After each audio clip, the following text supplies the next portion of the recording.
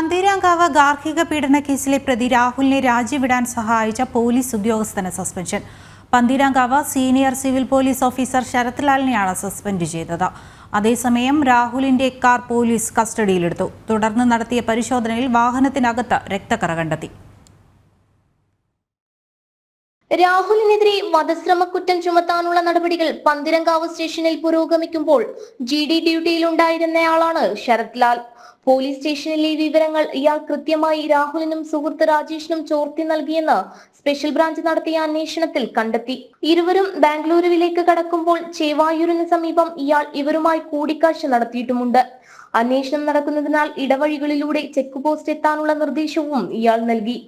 ഇത് സാധൂകരിക്കുന്ന ഫോൺ വിളികളുടെ ലിസ്റ്റും പോലീസ് ശേഖരിച്ചു. തുടർന്നാണ് ഇയാളെ അന്വേഷണ വിധേയമായി സസ്പെൻഡ് ചെയ്തത്. അന്വേഷണത്തിനായി ഫറോക്ക് അസിസ്റ്റന്റ് കമ്മീഷണറെ ചുമതലപ്പെടുത്തി. പോലീസിനാകെ കളങ്കമുണ്ടാക്കിയ പ്രവൃത്തിയായതിനാൽ ഇയാൾക്കെതിരെ കൂടുതൽ കടുത്ത നടപടി വന്നേക്കുമെന്നാണ് വിവരം. രാഹുൽ നാടുവിടാനുള്ള സാധ്യത മുൻകൂട്ടി കണ്ട് നടപടികൾ സ്വീകരിക്കാത്തതിന് 2 പോലീസ് ഉദ്യോഗസ്ഥരോട് കമ്മീഷണർ രേഖാമൂലം വിശദീകരണം ചോദിച്ചിട്ടുമുണ്ട്. അതിനിടെ രാഹുലിന്റെ വീട്ടിൽ പരിശോധന നടത്തിയ അന്വേഷണ സംഘം ഇയാളുടെ കാർ കസ്റ്റഡിയിലെടുത്തു. കാറിൽ നിന്ന് രക്തക്കറ കണ്ടെത്തി. ഇതിൽ ഫോറൻസിക് ശാസ്ത്രീയ പരിശോധന നടത്തും. യുവതിയുടെ കഴുത്തിൽ കുരുക്കിയതെന്ന് കരുതുന്ന കേബിളും അന്വേഷണ സംഘത്തിന് കിട്ടി. മൊഴി നൽകാൻ ആവശ്യപ്പെട്ടിട്ടും ചികിത്സയിലാണെന്ന കാരണം കാണിച്ച് രാഹുലിന്റെ അമ്മയും സഹോദരിയും ഇതുവരെ അന്വേഷണ സംഘത്തിന് മുന്നിൽ എത്തിയിട്ടില്ല. ഇതിനിടെ ഇവർ കോഴിക്കോട് സെഷൻസ് കോടതിയിൽ മുൻകൂർ ജാമ്യാപേക്ഷ നൽകിയിട്ടുണ്ട്.